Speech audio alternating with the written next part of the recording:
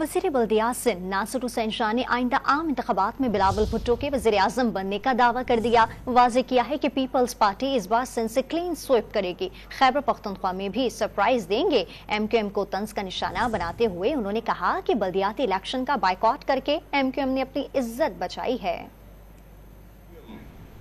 जितने भी by elections हुए यहाँ पे उनमें उन्होंने कोई बहुत बड़ी कामयाबी हासिल की है तो फिर मैं मान लेता हूँ कि हमने खैरात ली है।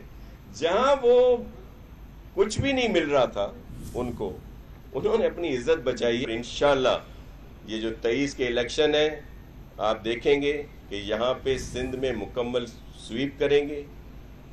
जनूबी जो हमारा पंजाब है वहां पे इंशाल्लाह स्वीप करेंगे। सेंट्रल में मुकाबले होंगे हमारे। KP में हमारी फाइट है।